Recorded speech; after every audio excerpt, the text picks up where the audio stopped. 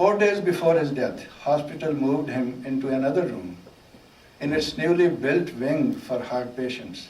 This was a comfortable, larger room with all the necessary fixtures and exclusive to one patient. The following day, perhaps he had realized that the end is close.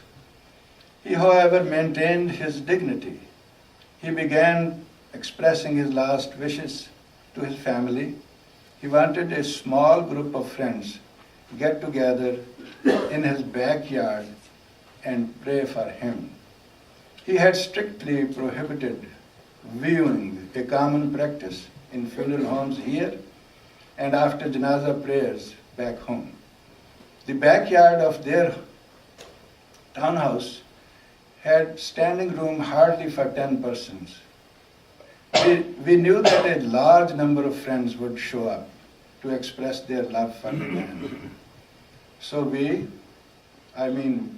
myself, Dr. Khalid Abdullah and Shakil Saab, arranged to hold the farewell at the spacious prayer chamber of Dar al-Huda Islamic Center, Springfield, Virginia.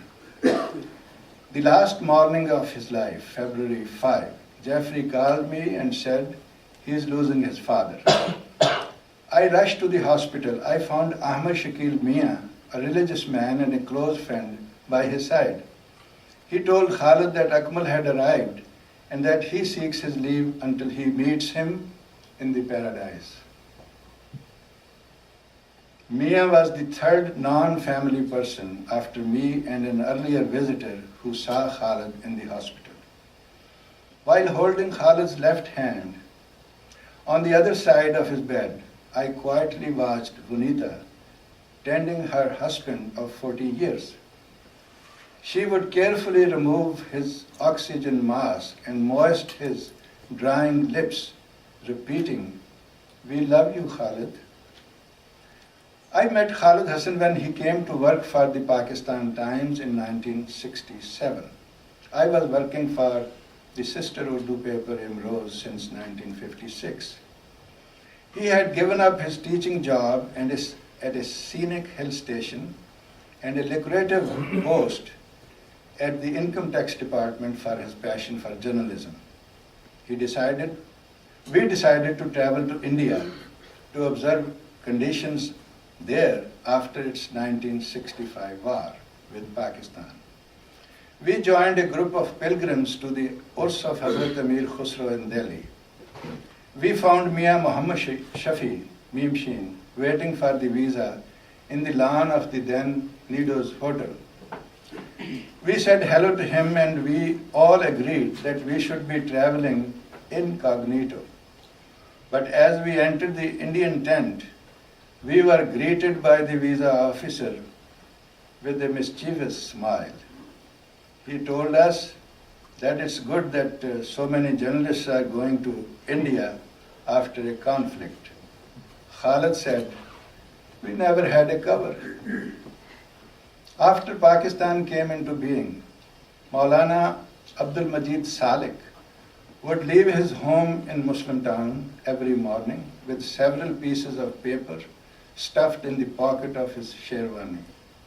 The chits carried names of people who needed jobs and had problems with the government. He would take a tonga to the Punjab Civil Secretariat on the Lower Mall and seek out ministers or other officials who could help his helpless clients. Khalid Hassan was a new Salik in Washington.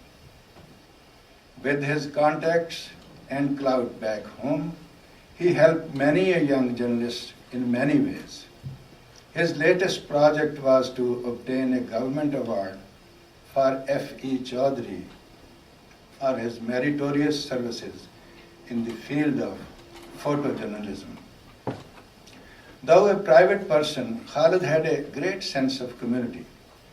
He would recall common people, barbers, carpenters, shoemakers, and hustlers from back home and quote them in their own words on local matters.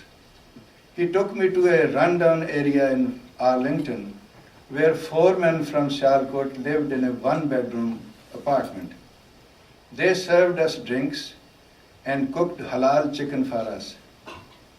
Khalid was very happy to be with them. I had my dinner there as if I was in the kitchen of my mother, who fanned me while I ate. Once he called me from Vienna to say that Sayyid Nazim Qutb had died of cancer in Texas and that his wife Betty was bringing his body to Washington to bury him there to fulfill his wish. He asked me to go to National Airport and help. I took my son Adib along and received the body after midnight. Qutb was the press attaché at our embassy here when Dhaka fell. He briefed me about a party which was held by the ambassador to celebrate the birthday of his daughter, Rakshi. He said General Raza had been counting tablespoons and plates for the last 2 days and had refused to postpone the party despite knowing that the country had fallen apart.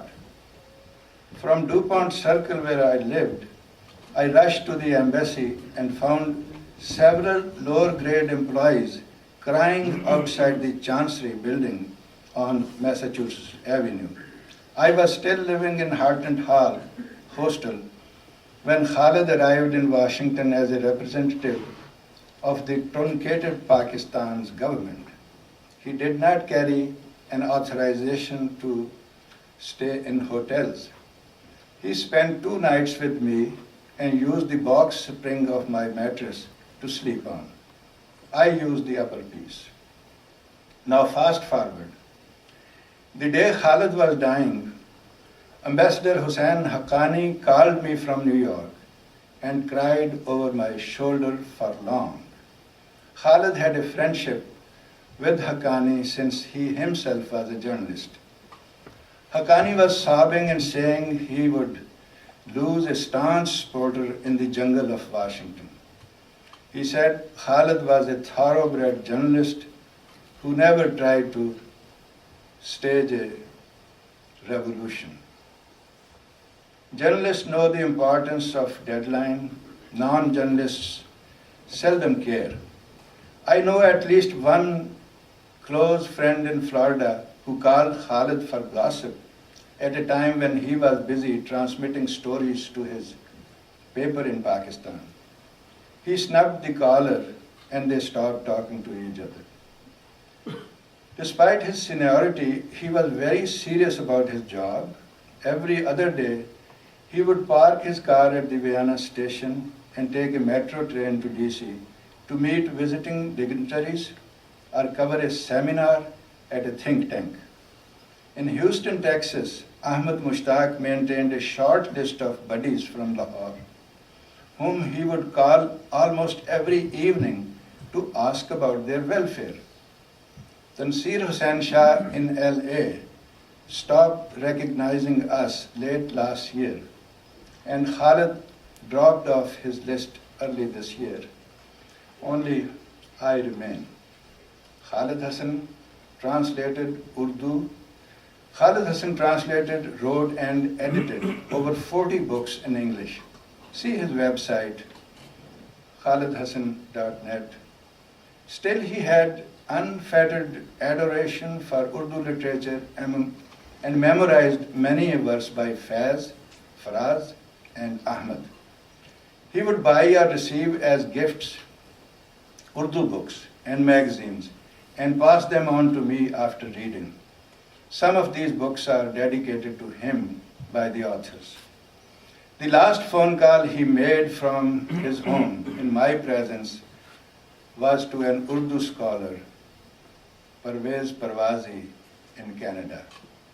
He wanted the name of the poet who wrote this verse.